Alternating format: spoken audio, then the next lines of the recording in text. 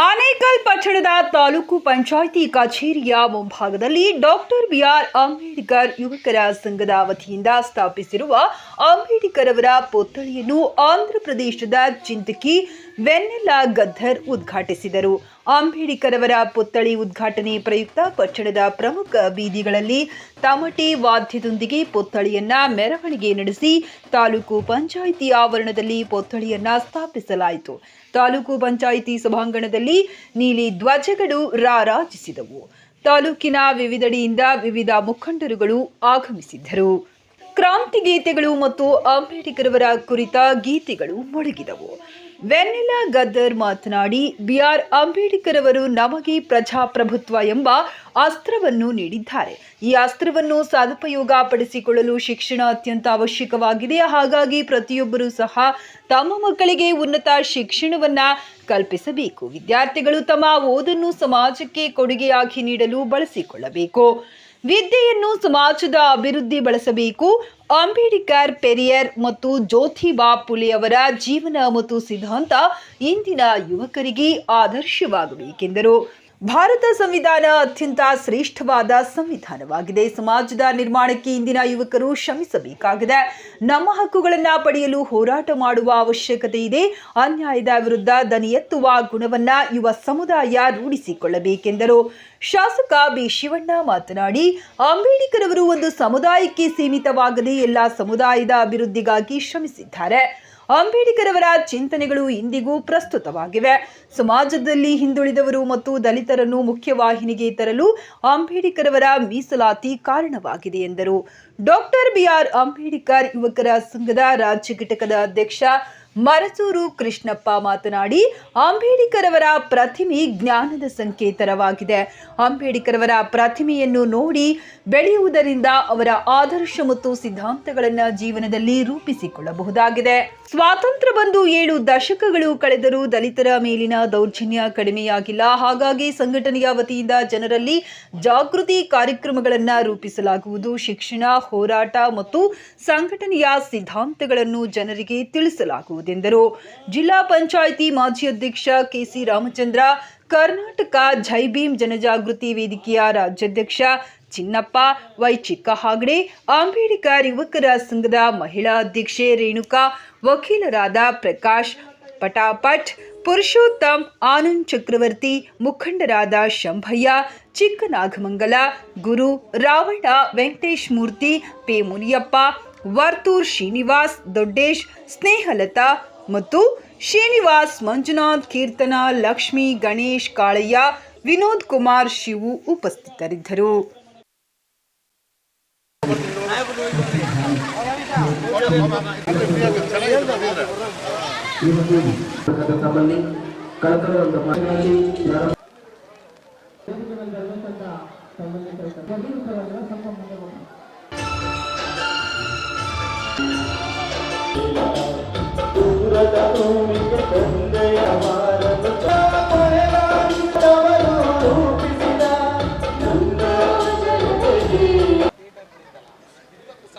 ಗೀತೆಯನ್ನು ಹಾಡ್ತಾ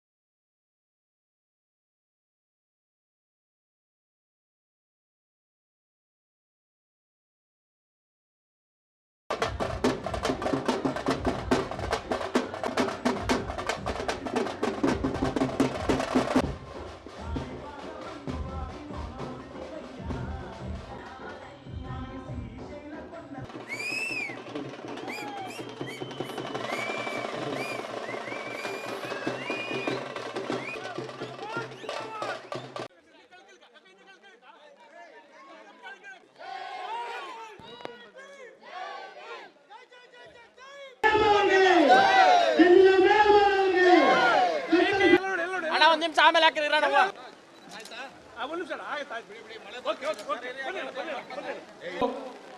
ತಮ್ಮ ಹೋರಾಟದ ಮುಖಾಂತರ ಕ್ರಾಂತಿ ಗೀತೆಗಳ ಮುಖಾಂತರ ಈ ಶೋಷಿತ ಸಮುದಾಯವನ್ನ ಎಚ್ಚೆತ್ತ ಕೊಟ್ಟಂತ ಹಲವಾರು ಹೋರಾಟಗಳಿಗೆ ಮುನ್ನೋಡಿಯನ್ನು ಬರೆದಂತ ನಮ್ಮ ಗದ್ದರವರ ಪುತ್ರಿ ಇವತ್ತು ಈ ಬಾಬಾ ಸಾಹೇಬ್ ಅಂಬೇಡ್ಕರ್ ಅವರ ಪುತ್ಥಳಿಯನ್ನು ನಿರ್ಮಾಣದ ಒಂದು ಉದ್ಘಾಟನೆಯನ್ನು ಮಾಡಿದರೆ ಈ ಕಾರ್ಯಕ್ರಮದಲ್ಲಿ ಈ ಒಂದು ನೇತೃತ್ವ ವಹಿಸಿರ್ತಕ್ಕಂಥ ಡಾಕ್ಟರ್ ಮರ್ಸೂರು ಕೃಷ್ಣಪ್ಪ ಅವರು, ನಮ್ಮೆಲ್ಲ ಹಿರಿಯರು, ವಕೀಲರು ಸಂಘದ ಅಧ್ಯಕ್ಷರು ಆದಂಥ ನಮ್ಮ ಸಹೋದರ ಪಟಪಟ್ ಪ್ರಕಾಶ್ ಅವರು, ಮತ್ತೆ ಈ ಸಂಘದ ಪ್ರಮುಖಿಯಾದಂಥ ಸಹೋದರಿ ರೇಣುಕಾ ಅವರು, ಕರ್ಪೂರ್ ಮಾಜಿ ಗ್ರಾಮ ಪಂಚಾಯತಿ ಅಧ್ಯಕ್ಷರಾದಂಥ ಪಿ ಮುನಿ ಅವರು, ಹಾಗೂ ನಮ್ಮ ಹೋರಾಟಗಾರರಾದಂಥ ರಾವಣ ಅವರು, ಸಹೋದರ ವೆಂಕಟೇಶ್ ಮೂರ್ತಿ ಅವರು, ನಮ್ಮ ಪಟಪಟ್ ಸಹೋದರವರು, ಮತ್ತೆ ರಾಮಣ್ಣ ಅವರು, ನಮ್ಮ ಕೃಷ್ಣ ಜೊತೆ ಹಲವಾರು ಜನ ಹೋರಾಟಗಾರರು, ಕನ್ನಡ ಕುಮಾರ್ ಅವರು, ಎಲ್ಲರೂ ಕೂಡ ಹಲವಾರು ಜನ ಇವತ್ತು ಮಳೆ ಬಂದಿದೆ. ಈ ಪ್ರಕೃತಿ ಕೂಡ ನಮ್ಗೆಲ್ಲೋ ಒಂದು ಕಡೆ ಒಳ್ಳೆ ಸಂದೇಶವನ್ನು ಕೊಡ್ತಾ ಇದೆ. ಮೇಡಮ್ ಅವರು ಈಗ 2 ಗಂಟೆಗೆ ತೆರಳೋದ್ರಿಂದ ಈ ಒಂದು ಕಾರ್ಯಕ್ರಮವನ್ನು ಕುರಿತು ಮಾತಾಡಬೇಕು ಅಂತೇಳಿ ಅವರಲ್ಲಿ ನಾವು ಮನವಿಯನ್ನು ಮಾಡ್ಕೊಳ್ತೇವೆ. అందరికీ జై భీమ్, జై భీమ్, జై భీమ్. ಎಲ್ಲರಿಗೂ వనకం. అందరికీ నమస్తే. మనకు బాబాసాహెబ్ అంబేద్కర్ విగ్రహం ఆవిష్కరణ అంటే తప్పకుండా వస్తాను అన్నాను. ఎందుకంటే ఒక ఆడపిల్లగా, ఒక స్త్రీగా, ఒక దళిత బిడ్డగా మనకు దేవుడు ఎవరు అంటే బాబాసాహెబ్ అంబేద్కర్. మన దేవుడు బాబాసాహెబ్ అంబేద్కరే. నిన్న కూడా దేవుడు బాబాసాహెబ్ అంబేద్కరే, ఈరోజు కూడా మన దేవుడు బాబాసాహెబ్ అంబేద్కరే, రానున్న తరాలకు కూడా బాబాసాహెబ్ అంబేద్కరే అని నేను గట్టిగా నమ్మి వచ్చాను. నేను మార్నింగ్ ఇక్కడికి 9 గంటలకే వచ్చాను మీతో ఉండడానికి, మీతో కలిసి, మీతో పక్కన కూర్చోడానికి. కానీ వర్షం పడింది, ఇక్కడ చాలా కష్టం ఉంది, రావద్దు అంటే నేను ఇప్పటి వరకు వెయిట్ చేస్తాను మీకోసం. మన పిల్లలకి ఏమి నేర్పించాలి? బాబాసాహెబ్ అంబేద్కర్, జ్యోతిరావు పూలే, పెరియార్ గారు, వాళ్ళ కథ ఏమిటి? వాళ్ళు ఏం చెప్పినారు? వాళ్ళు ఏమి మనకి ఇవ్వాలనుకున్నారు? ఏమి సమాజాన్ని నిర్మించాలనుకున్నారు? మనం చూసుకుంటే జ్యోతిరావు పులే గారు, సావిత్రిబా పులే గారు ఒక ఆయుధం ఇచ్చారు. అట్లాగే పెరియార్ గారు ఒక ఆయుధం ఎంచుకున్నారు. అట్లాగే బాబాసాహెబ్ అంబేద్కర్ కూడా మన ప్రపంచానికి, మన స్త్రీలకు, అణగారిన వర్గాలకు, అణిచివేతబడుతున్న వాళ్ళకు ఒక ఆయుధాన్ని ఇచ్చారు. కానీ ఆ ఆయుధాన్ని మనం పక్కన పెట్టి కులాల పేరు మీద, మతాల పేరు మీద ద్వేషాలు పెంచుకొని మళ్ళీ 100 ఏళ్ళు వెనకరికి వెళ్ళిపోతున్నాం. అది కానియకుండా స్త్రీలు, అణిచివేతబడుతున్న వాళ్ళు, అణగారిన వర్గాలు, దళితులు ఐక్యంగా ఉండాలని నేను ఈ వేదిక మించి కోరుతున్నాను. మనకిచ్చిన ఆయుధం ఏంటంటే జ్ఞానం ఒక్కటే మిగులును. బాబాసాహెబ్ అంబేద్కర్ని ప్రపంచమంతా దేవుడుగా మొక్కుతుంది. ఎందుకంటే ఆయన 6 అడుగులు ఉన్నాడనా, అందంగా ఉన్నాడనా? కాదు. ఆయన జ్ఞానానికి, ఒక దళిత జాతి అట్టడుగున అంటరానితనంలో పుట్టిన మనిషిని ప్రపంచంలో అత్యధికమైన మోస్ట్ ఇంటలెక్చువల్ పర్సనాలిటీగా గుర్తించి, ఏ ఇంటలెక్చువల్ పర్సనాలిటీ అయినా వాళ్ళు భారత రాజ్యాంగం గురించి, బాబాసాహెబ్ అంబేద్కర్ గురించి చదివే ముందడిగేయాల్సిన పరిస్థితి. సో జ్ఞానం ఒక్కటే మిగులును. పెరియార్ కానీ, జ్యోతిరావు పులే కానీ, బాబాసాహెబ్ అంబేద్కర్ కానీ, కాంచీరామ్ కానీ, ఆఖరికి గద్దరన్న గారు ఏం చెప్పారంటే మా నాన్నగారు జ్ఞానమే మిగులును. మనం చదువుకుంటే మంచి చెడు మనకు తెలుస్తుంది. మంచి చెడు మనకు తెలిస్తే మనుషులగా మనం తయారవుతాము, మృగాలుగా కాదు. మనిషిని చంపుకోవడము, మనిషిని అణిచివేయడం కాదు, మనము మనుషులుగా ఆవిర్భవిస్తాము. ఈ మానవ సమాజం ఒక మంచి మానవ సమాజంగా ఏర్పరచాలి అని ఒక చివరి కోరిక, ఒకటే కోరిక జ్యోతిరావు పులే గారికి కానీ, అంబేద్కర్ గారికి కానీ, పెరియార్ కానీ, అట్లాగే కాంచీరామ్ కానీ, అట్లాగే గద్దర్ గారికి కానీ ఉంది. అందుకే నేను ఈ వేదిక మీద నుంచి మీ అందరినీ రిక్వెస్ట్ చేస్తున్నాను ఏంటంటే మన పిల్లల్ని మనం చదివించుకుందాం. చదవడం అంటే MBA ఇంజనీరింగ్ పట్టా కాదు. చదవడం అంటే మానవ సమాజంతో కూడిన విలువలు, మనిషికి ఇస్తున్న విలువలు, ప్రకృతికి ఇస్తున్న విలువలు, జంతువులకు ఇస్తున్న విలువలతో కూడిన చదువుని మనం నేర్చుకోవాలని ఈ వేదిక. దీన బాంధవ నీకు జోహార్లు, బాబాసాహెబ్ జోహార్లు. దీన బాంధవ నీకు జోహార్లు, బాబాసాహెబ్ నీకు జోహార్లు. దీన బాంధవ నీకు జోహార్లు. ఏ కులము నీదని ఎవరన్నా అడిగితే, ఏ కులము నీదని ఎవరన్నా అడిగితే, అంటరాని కులము పెనుమంట నన్నావు, అంటరాని కులము పెనుమంట నన్నావు. పొలము దున్నిన కులము పోరు చేసిన కులము, పొలము దున్నిన కులము పోరు చేసిన కులము. బొంద దోవిన కులము బంధుకెత్తిన కులము.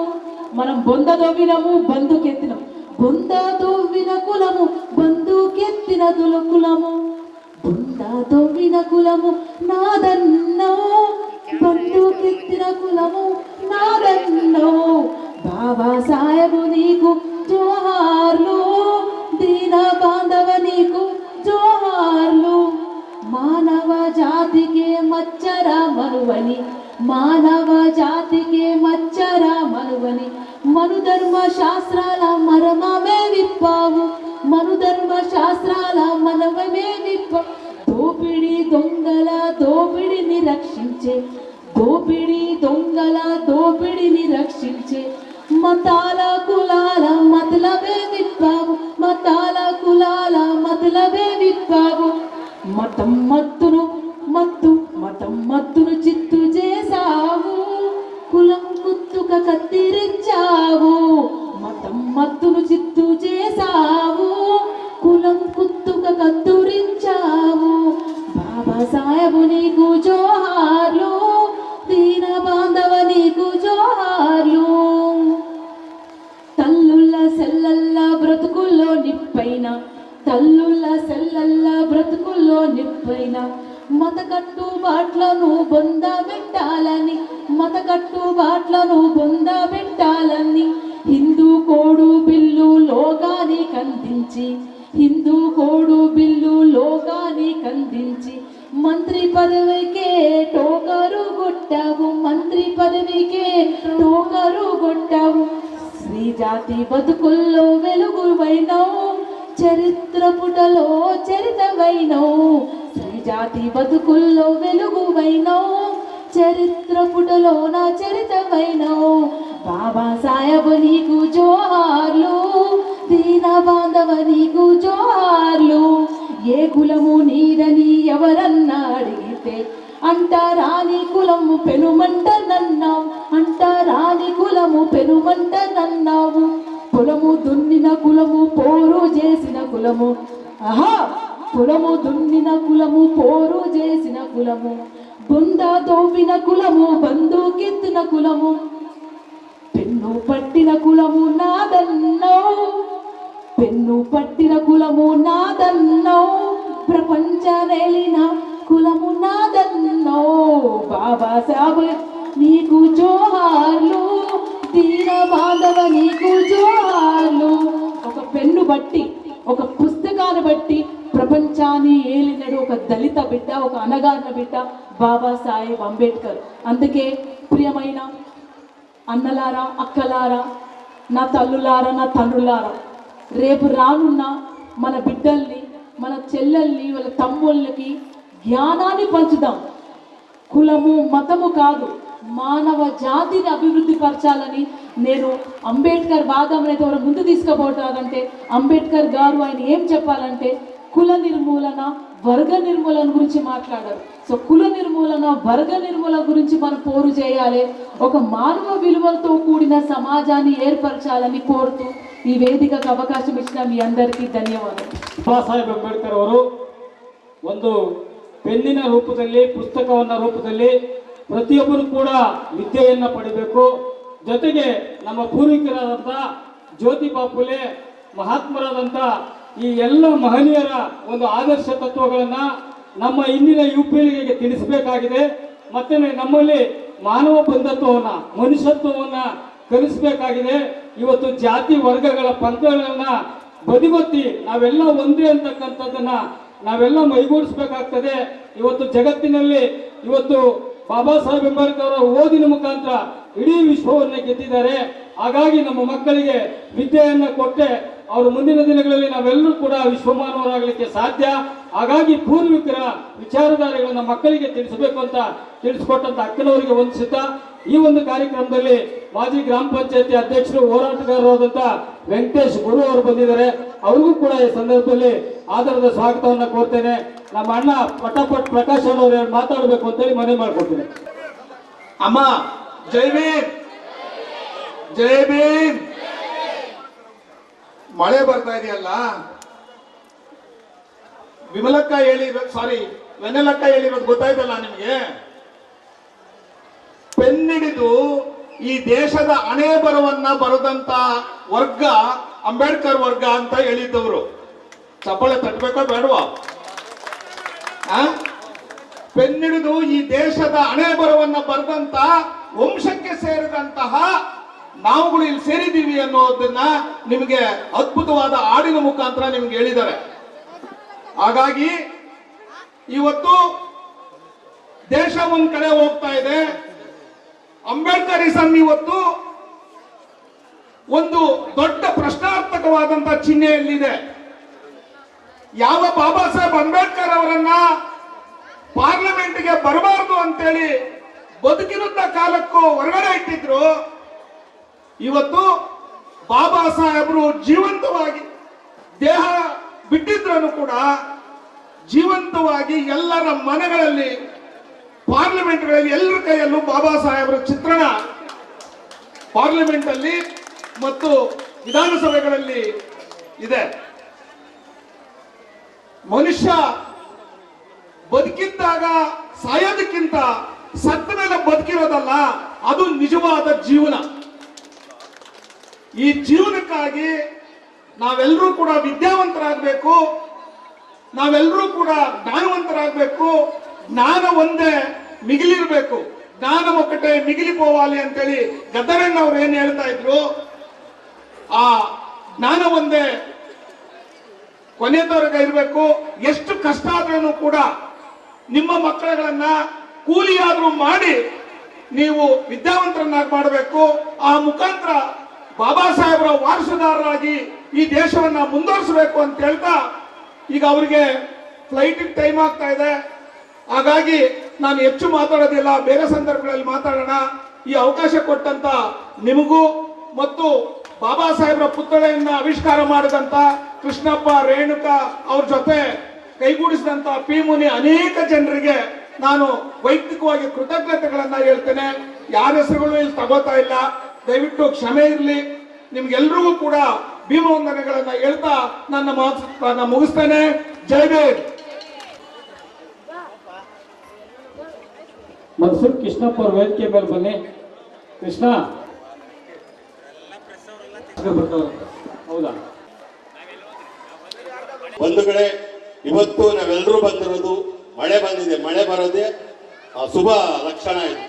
ಸಾಗರದಲ್ಲಿ ನಾವೆಲ್ಲ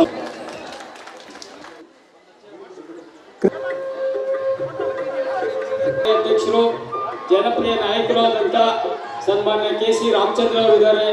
ಅವ್ರಿಗೂ ಕೂಡ ಆಧಾರದ ಸ್ವಾಗತ.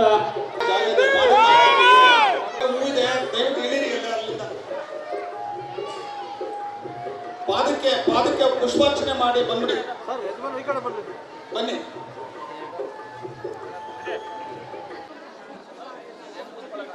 ಫ್ಲೈಟ್ ಇರೋದ್ರಿಂದ ಇಲ್ಲಿಂದ 2 ಅವರ್. ಆಂಧ್ರದ ಖ್ಯಾತ ಕವಿ ಗದ್ದರ್ ಅವರ ಪುತ್ರಿ ವೆನ್ನೆಲ ಮೇಡಮ್ ಅವರು ಬಾಬಾ ಸಾಹೇಬ್ ಅಂಬೇಡ್ಕರ್ ಅವರ ಪುತ್ಥಳಿಯನ್ನ ಇವತ್ತು ಉದ್ಘಾಟನೆ ಮಾಡಿ ನಮ್ಮನ್ನೆಲ್ಲ ಕುರಿತು ಒಂದು ಕ್ರಾಂತಿಕಾರಿ ಭಾಷಣವನ್ನು ಮಾಡಿ ರೇಣುಕಾ ಬೆಳಗ ಅವರೆಲ್ಲರಿಗೂ ಕೂಡ ಇದೀಗ ತಾನೇ ವೇದಿಕೆಗೆ ಬಂದಿರತಕ್ಕಂಥ ನಮ್ಮ 3 ಬಾರಿ ಸತತವಾಗಿ ಇಲ್ಲಿ ಶಾಸಕರಾಗಿ ಅಭಿವೃದ್ಧಿ ಕೆಲಸಗಳನ್ನು ಮಾಡಿ ಪುತ್ಥಳಿಯಲ್ಲಿ ಇಂದು ಅದೇ ರೀತಿಯಾಗಿ ಜನಪ್ರಿಯ ಶಾಸಕರಿಗೆ ಮತ್ತೊಮ್ಮೆ ಸ್ವಾಗತವನ್ನು ವೇದಿಕೆ ಕರೀತಾ ಇದ್ದೀವಿ. ಅದೇ ರೀತಿಯಾಗಿ ಸ್ವಾಗತವನ್ನು ಕೋರ್ತಾ ಇದ್ದೀನಿ. ಜೈ ಭೀಮ್, ಜೈ ಭೀಮ್, ಜೈ ಭೀಮ್.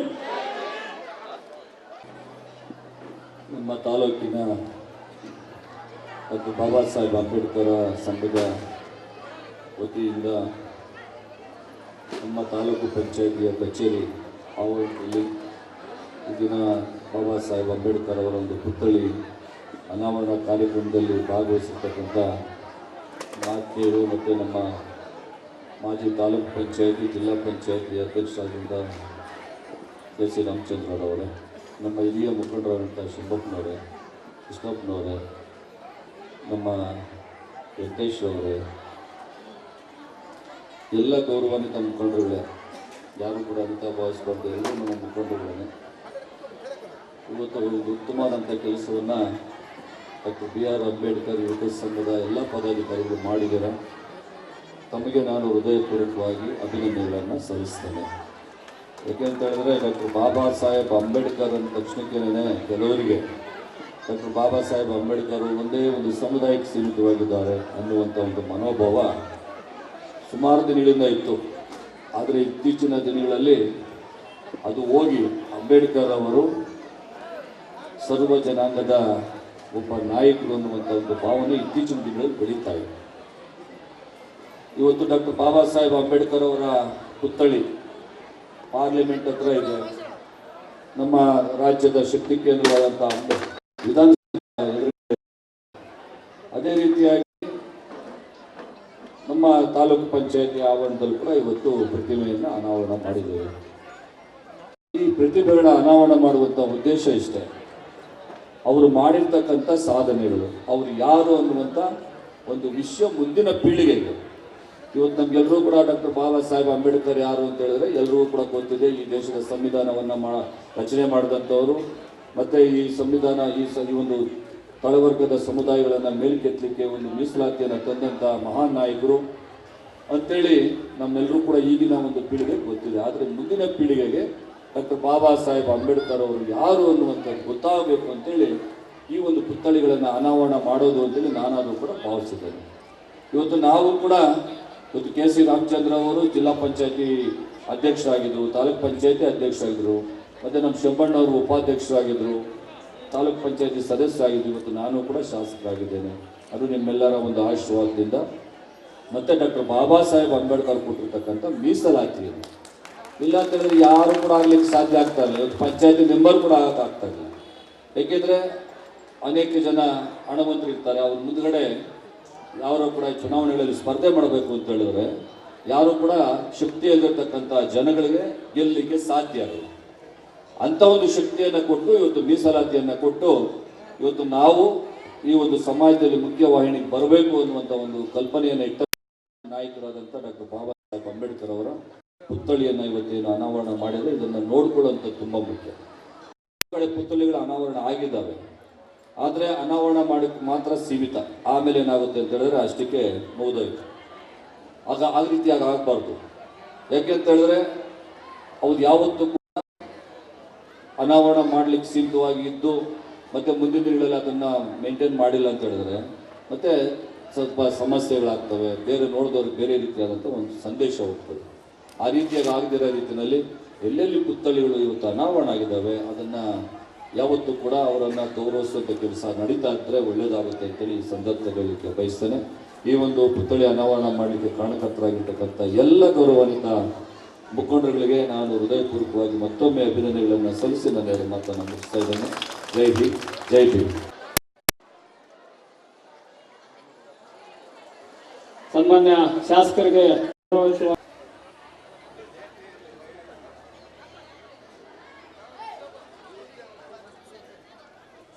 ನಿಧಾನ ಗೊಂದಲ ಮಾಡಿ.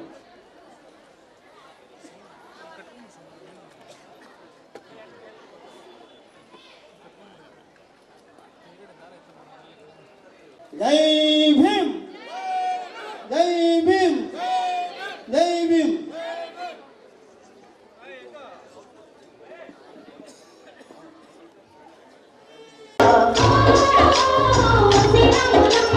ಜಂಗ ಪಿಂಗ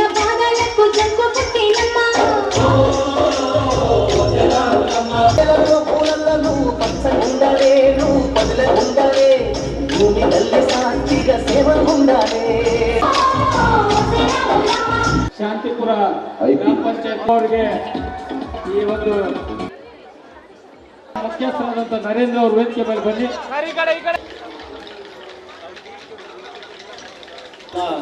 ವೇದಿಕೆ ಮೇಲೆ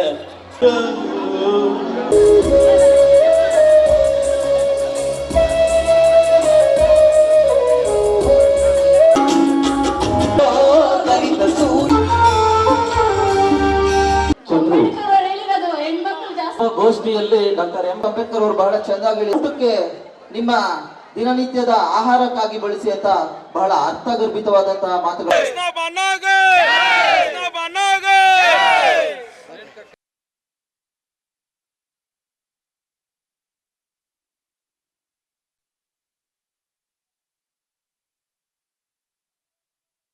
ಏನಿವತ್ತಿನ ದಿನ ಆನೇಕಲ್ ಡಾಕ್ಟರ್ BR ಅಂಬೇಡ್ಕರ್ ಯುವಕ ಸಂಘ ವತಿಯಿಂದ ಆನೇಕಲ್ ತಾಲೂಕು ಕಚೇರಿ ಮುಂಭಾಗದಲ್ಲಿ ಭಾರತ ರತ್ನ, ಸಂವಿಧಾನ ಶಿಲ್ಪಿ, ವಿಶ್ವಮಾನವ, ವಿಶ್ವಜ್ಞಾನಿ, ಪರಿಸರ ಪ್ರೇಮಿ, ಮಹಾನಾಯಕನ ಇವತ್ತು 9 ಅಡಿ ಕಂಚಿನ ಪುತ್ಲಿಯನ್ನು ಇವತ್ತು ಈ ತಾಲೂಕಿನ ಜನಪ್ರಿಯ ಶಾಸಕರು ಮತ್ತು ತೆಲಂಗಾಣ ರಾಜ್ಯದ ಹೆಸರಾಂತ ಕವಿ ಗದ್ದರವರ ಸುಪುತ್ರಿ ವೆನ್ನಲ್ಲ ಗದ್ದರವರ ಮುಖಾಂತರ ಇವತ್ತು ಬಾಬಾ ಸಾಹೇಬ್ ಪುತ್ಲಿ ಉದ್ಘಾಟನೆ ಆಯಿತು. ಈ ಉದ್ಘಾಟನೆ ಕಾರ್ಯಕ್ರಮ ಬಹಳ ಅದ್ಧೂರಿಯಾಗಿ ಇವತ್ತು ನಮ್ಮ ಬಾಬಾ ಸಾಹೇಬ್ ಅಂಬೇಡ್ಕರ್ ಯುವಕ ಸಂಘ ವತಿಯಿಂದ ನಾವು ಒಂದು ಹಮ್ಮಿಕೊಂಡಿದ್ರಿ. ಈ ಕಾರ್ಯಕ್ರಮಕ್ಕೆ ಬಂದಂಥ ಎಲ್ಲ ಪ್ರಗತಿಪರ ಚಿಂತಕರು, ಎಲ್ಲ ದಲಿತ ಮುಖಂಡರು, ಎಲ್ಲ ಮೇಧಾವಿಗಳು, ಎಲ್ಲ ಪತ್ರಿಕೆ ಮಾಧ್ಯಮರು ನಮ್ಮ ಸಹಕರಿಸಿ ಈ ಕಾರ್ಯಕ್ರಮ ಯಶಸ್ವಿ ಕೊಟ್ಟಿರೋದ್ರಿಂದ ನಮ್ಮ ಆನೇಕಲ್ ಡಾಕ್ಟರ್ BR ಅಂಬೇಡ್ಕರ್ ವತಿಯಿಂದ ನಾವು ಮನವಿಯನ್ನು ಮಾಡ್ತಾಯಿದ್ದೀವಿ ಮತ್ತು ಧನ್ಯವಾದಗಳು ಅವ್ರಿಗೆ. ಇವೆಲ್ಲ ನಮಗೆ ಇವತ್ತಿನ ದಿನ ನಮಗೆಲ್ಲ ಓದು ಬರಹ, ಇವತ್ತು ಶೂಟು, ಬೂಟು, ಪ್ಯಾಂಟು, ಶರ್ಟು, ಒಂದು ಪೆನ್ನು, ಪೆನ್ಸಿಲ್ ಇಟ್ಕೊಳಕ್ಕೆ ಒಂದು ಜ್ಞಾನಿ ಮೇಧಾವಿ ನಮಗೆ ಒಂದು ಅಧಿಕಾರ ಕೊಟ್ಟರು. ಒಂದು ಕಾನೂನು ಅಡಿಯಲ್ಲಿ ಇವತ್ತು ನಮ್ಮ ಬದುಕಲು ಅವಕಾಶ ಮಾಡಿಕೊಟ್ರು. ಅಂಥ ಜ್ಞಾನಿನ ಇಕ್ಬೇಕಾದ್ರೆ ಇಲ್ಲೇ ಇಕ್ಬೇಕು, ಅಲ್ಲೇ ಇಕ್ಬೇಕು ಅಂತ ಕಾನೂನಿಲ್ಲ. ಇವತ್ತು ಕಾನೂನು ಅಡಿಯಲ್ಲಿ ನಾವೆಲ್ಲರೂ ಬದುಕೋಕೆ ಹಕ್ಕಿದೆ.